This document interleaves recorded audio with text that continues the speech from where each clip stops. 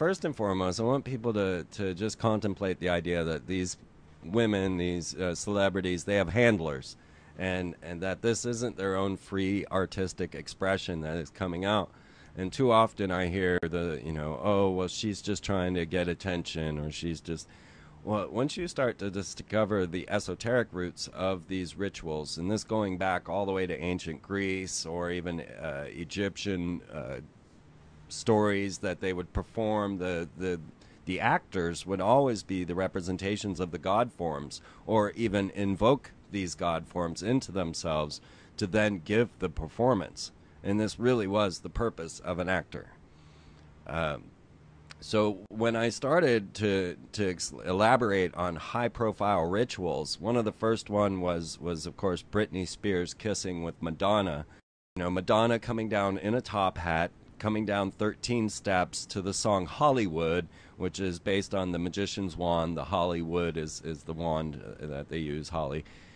Coming down to this song while then presenting Britney to the world and giving her the kiss of death, if you will.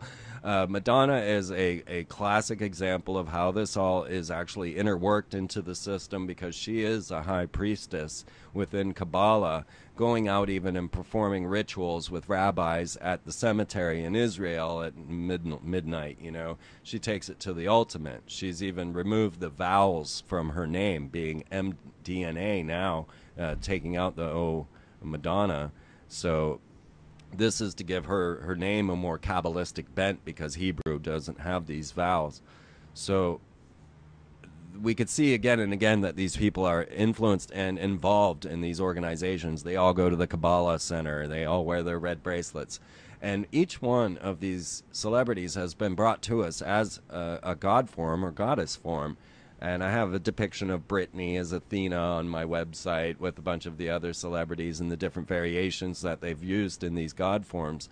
And currently, when I saw Miley Cyrus coming down out of that teddy bear on the VMAs, on MTV's Music Awards, it was clear to me, with the amount of tongue gesturing that she was doing, that she was to invoke Kali. Now, I had already written this, and then I went back and I'd made an artwork of Miley as Kali, because I have a dozen pictures, different separate pictures of her sticking out her tongue, right? And this is just not normal. But then when I saw her coming out of that teddy bear and I saw her stroking invisible hair, that was when I realized she was invoking Kali, because Kali is depicted with this long hair and has skulls and people's heads around her neck. And really, Kali is a symbol of the end of time, or the time of death. And so basically, this high-profile gesture of the elite to put Miley on stage as Kali is a death knell. It's a symbol of the end of times. Now, a lot of people think that what we see at the VMAs is really just to, degrade our children or things of that, but it has an outside influence as well. And what I firmly believe is that they've been sharing the lowest, basest form of America with the rest of the world through, say, Honey Boo Boo or Sex in the City, or even Miley's stripper performance at the VMAs. And this then gives them that soul feeling that, well, it's okay to destroy those guys. And they've always got to do that as well. The propaganda arm that makes it okay for the rest of the world to say, yeah, wipe them out.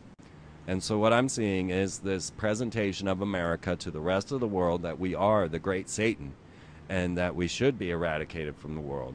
They want the truthers coming out and showing all of the evils that our government is doing. And I've been saying this all along, that Chicken Little plays a role in this as well.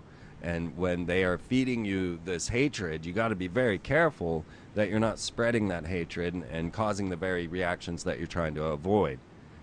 So I always recommend people go and watch Disney's Chicken Little, and they look at me like I'm green.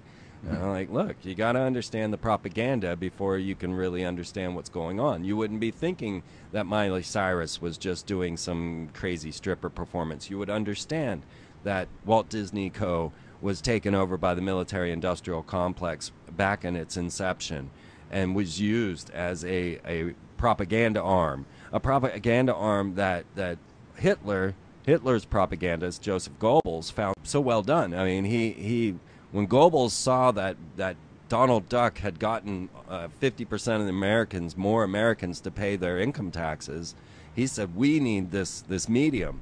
And they started making cartoons of their own. Now, Disney came out first, and it was Goebbels who thanked Disney for teaching them the methods of global mind control. And then it was the Nazis who tried to put a television in every home through the corporation Telefunken. And Telefunken is now AEG, which is one of the main distributors of our modern culture and music.